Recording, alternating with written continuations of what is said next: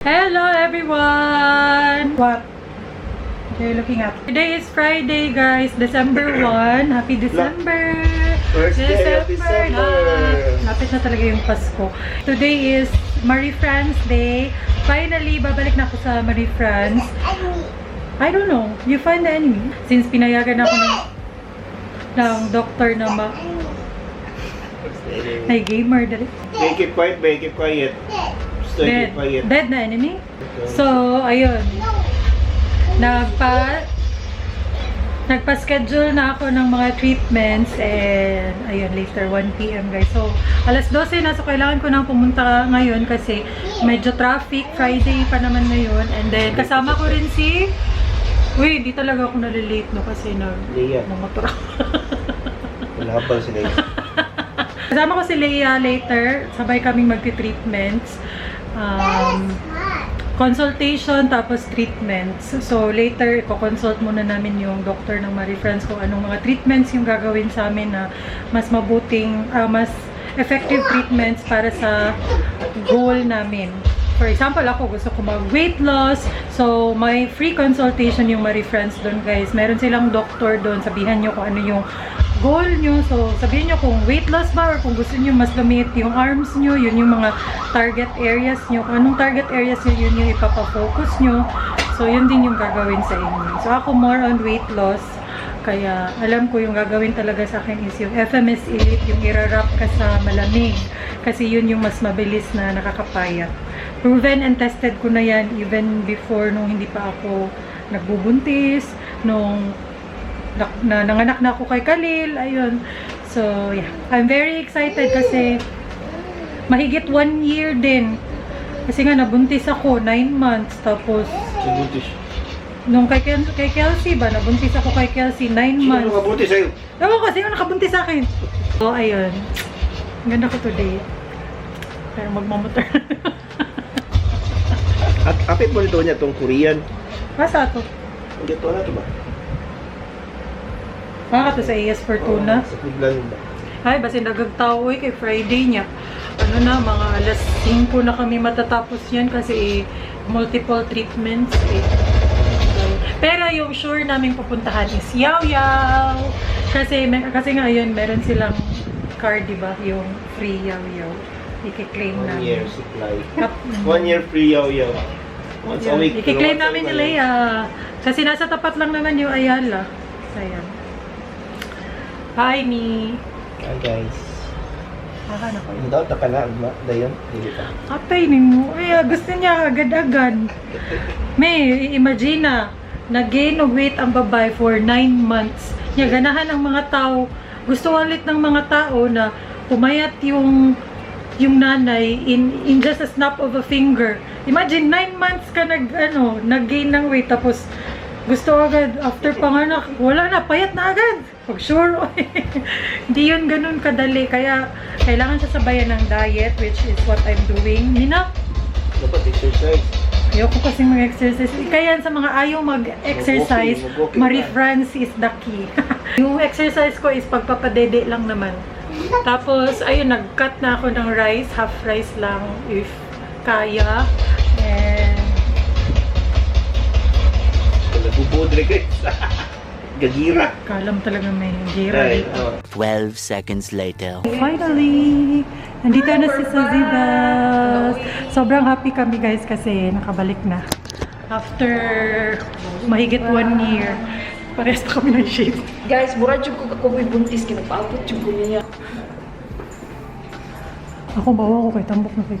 Wow! Para imo ni Saz. Para sa imong outfit. Hello! Morning! So, ayan guys. Finally, dito na ako sa room. Ba't ang pangit ko dyan? Anyways, ayun. Actually, nag-ano kami ni Leia. Nagmamarites kami kay sa breakup ng Katniel. Alam niyo, medyo affected ako. Hindi dahil super duper fan or diehard fan. Fan naman ako, pero hindi yung diehard talaga. Medyo affected lang ako kasi parehas kami ng Katniel ng anniversary, 2012. So, ayun. 2012 sila nagka-jowa.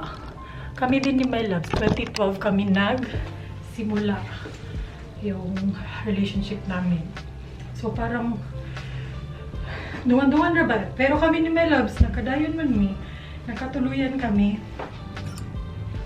Nagkaanak. Thankfully. So ayun. Sayang. Medyo sayang yung Katniel. Pero kung hindi na talaga, edi bakit ipipilit, di ba? Nagsalita. So, ako naman yung grabe nagpumilit doon kay My Loves. Pero nung naghiwalay kami, siya naman yung nagpumilit. So, kaming dalawa yung nagpumilit. Okay lang. Yan, na-miss ko to. My gosh. Almost 1 year. Okay, first treatment. Yun, PDT. Tapos, physic. And then, elite. Ayan. Hindi na para kami matutuloy sa facial care. Yung laser kasi fully booked. Fully booked ang facial care.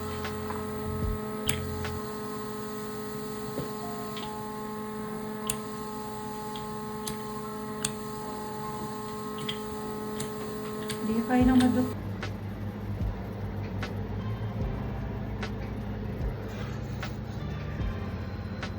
Ayan guys, kakatapos ko lang sa 3 treatments. Anong oras na? Magte 3 PM na. So, 2 oras lang. Almost 2 hours.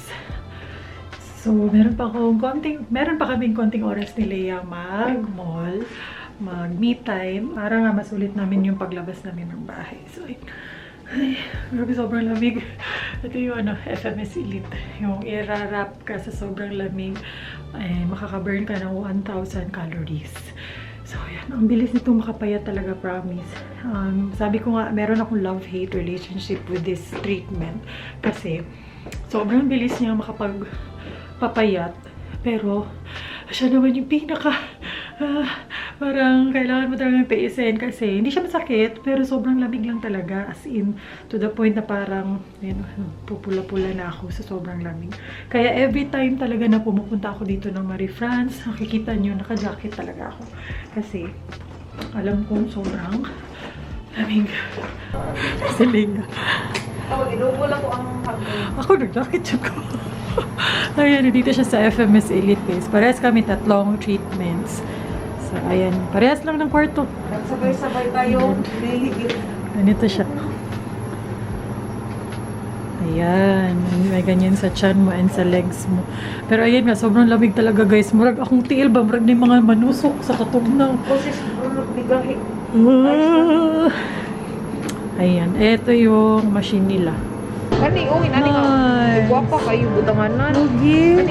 Dito kami sa guys, Stradivarius. Ayan. Very aesthetic store.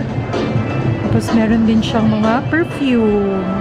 Maganda to, wishlist. 995 lang. Tapos ang bango.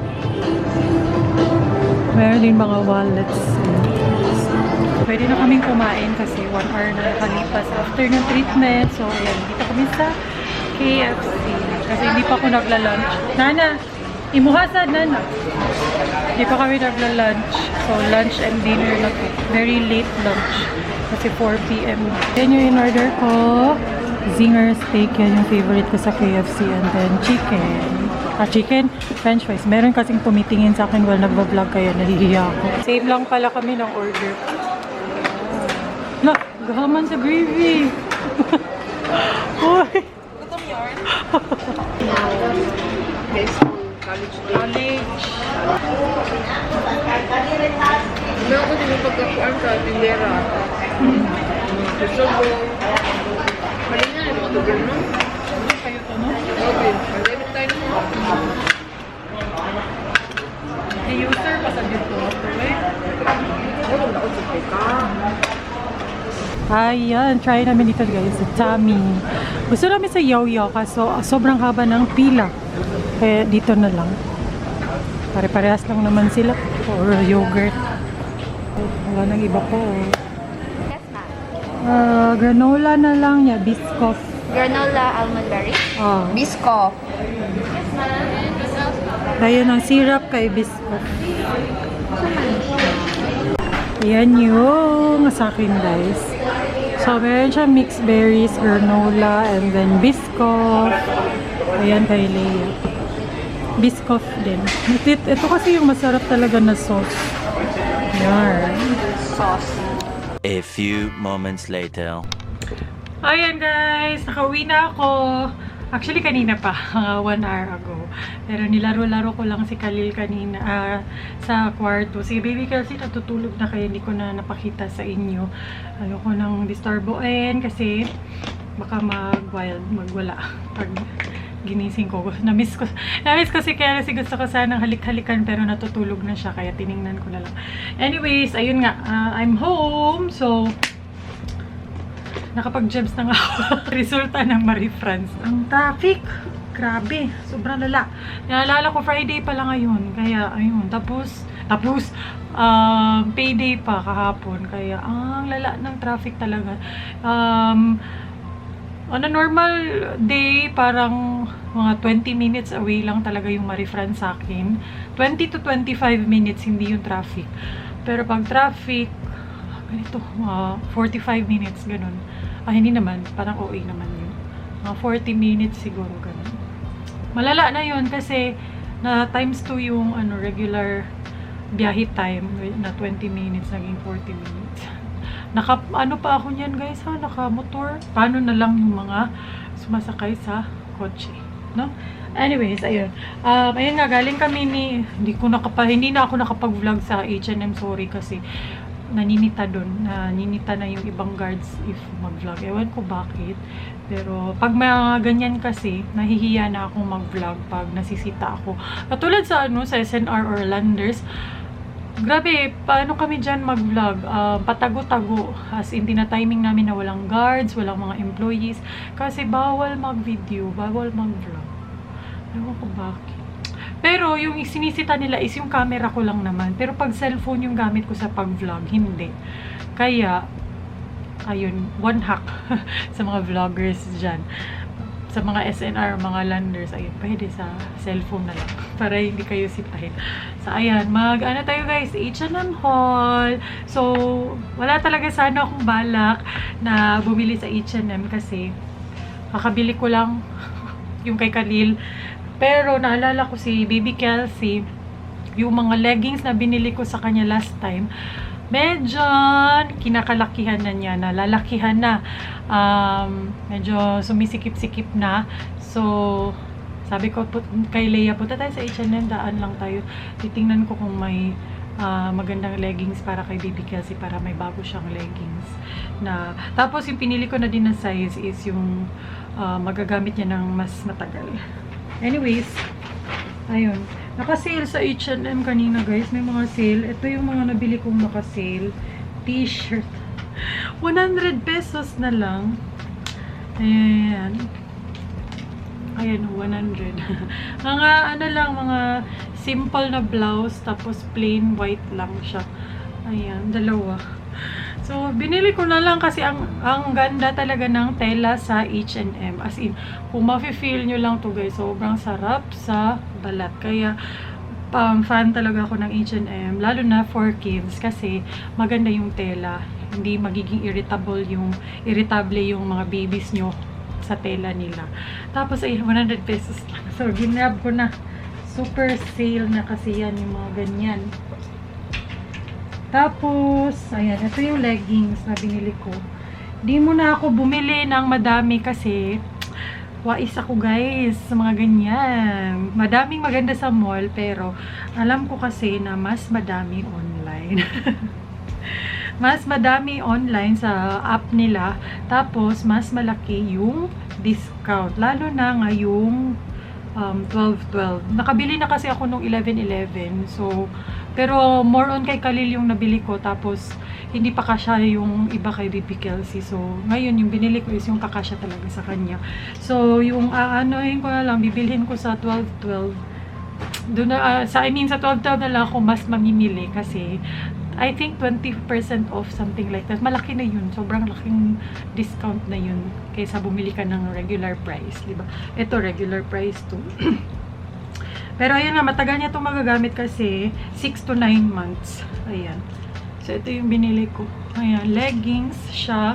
na meron na ding medyas na kasama. Meron siyang ganito ngayon, pero ayun nga, malapit na hindi magkasya sa kanya. So, hindi maklaro yung colors, no? Pero mga aesthetic colors lang yung binili ko. Ayan. Mga light colors, and then of course white. Merong white para bagay sa kahit anong outfit niya. Kahit anong outfit yung bilhin ko, meron siyang mapapartneran kasi meron siyang white leggings. So, ayan. Tatlo to, 900 pesos. So, 300 yung, parang 300 yung isa. Which is okay na. Okay na yun talaga, guys. Pero mas okay if nakuha mo to na discounted. Kasi parang, ano na siya, parang magiging, kung discounted, siguro mga 700 na lang. Ano. Pero since magagamit na niya agad-agad, okay lang. Yan. Kasi kawawa si Baby Kelsey, wala gaanong bagong damit. Kasi yung mga nabili ko sa kanya nung buntis pa ako, malalaki. Kasi akala ko talaga big baby siya. Katulad ni Khalil. Kaya ayun. Madami siyang damit, guys, sa mga H&M, ganyan. Malaki. Mga malalaki pa lang sa kanya. Siguro masusuot niya yung mga 6 months, 7 months. Ganyan. So for now, ito, paunti-unti ko na lang binibili yung mga maliliit. Yung mga kasya sa kanya ngayon. Para hindi naman sayang. Kasi na, ano ako kay Khalil na, lesson learned ako kay Khalil na, ang bilis lumaki ng bata. So, hindi masusuot ng matagal pag madami kang bibilhin. Kasi ganun ako kay Khalil. Alam niyo na, first baby. So, excited kang bumili ng mga damit. Ganun. Pero, ayun, kinalakihan lang. So, hindi na nasuot yan. Ayan. Gamit ni Baby Kelsey. And gusto ko rin yung meron na siyang medyas. Kasi naka-aircon siya sa baba. So, para hindi lamigin yung paa niya. Lastly, nung napadaan kami sa doon kami nagbayad kasi ni Leia sa men's department. Kasi katabi lang nun is yung babies department. So, ayun. Meron ako nakitang mga polo na naka-sale. Eh, alam nyo naman, nagpa-polo-polo or long sleeves na ako usually. Kasi, tingnan nyo yung braso. Ayan, sorry, naputol, nalubat yung battery ko, guys. Pero ayun nga, doon kami sa men's section. Kaya, nung nakita ko to, sabi ko bagay to kasi, mayaman yun na, yung mga gusto kong suotin ngayon is yung natatakpan yung fats ko. Diba, tingnan nyo, ang laki ko na dito, guys. Oh. Ayan yung nakikita ko kay Baby Kelsey na tulad sa akin, malaking dito. Big bone. And then, tingnan nyo, na talaga yung tatlong batteries ko. Ayan, dahil dito na lang sa phone. So, ayun nga, ang laki ng braso ko ngayon. Tingnan nyo, oh, yung mga bruises kanina sa Marie France kasi nga mas ano ngayon eh, mas madiin kasi mas grabe yung fats. Anyways, medyo masakit pala yung session ko kanina, guys. Noon hindi ko nafe-feel yung sakit kasi wala ako ganong fat siguro. Eh ngayon, ayan, yun na. So mas masakit.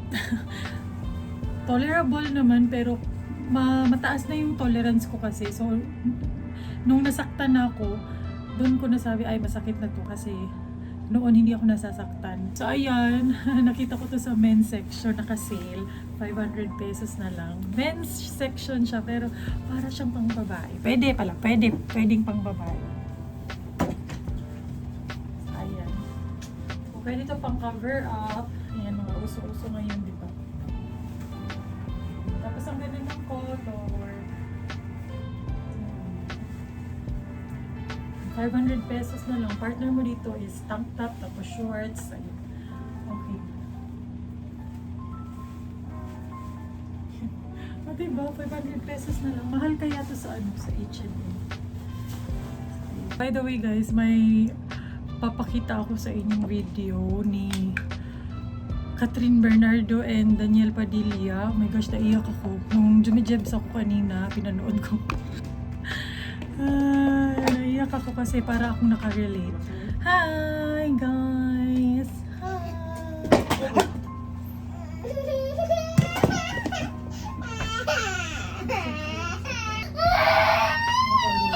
Uy, it's okay. Come here.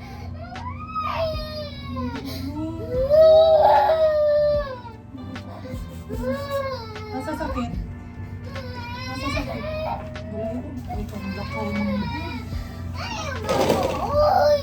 Ako nabaway mo ang floor man.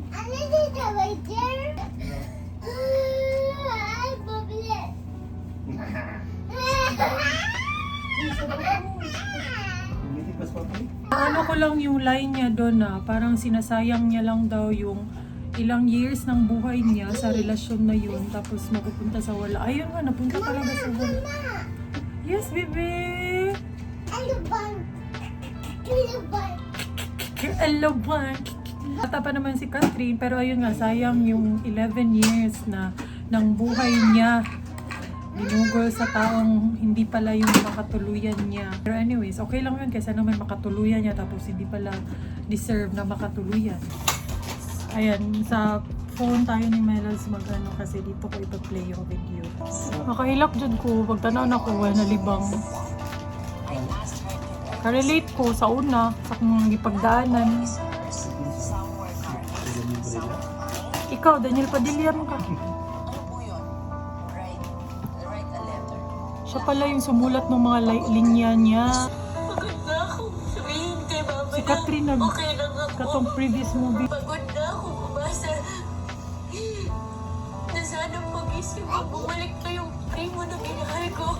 Pagod na akong mag-antay na pa rin ba yung pangako mo sa akin. Sinasayang ko lang ang buhay ko sa flash na to. Imagine ka nga, si Catherine sumulat noon. Parang tagal na pala nilang shaky talaga. Madami ding chismis si Leia sa akin guys. Ang dami namin chismis kanina. Kasi yung pinsan niya, Katniel fan.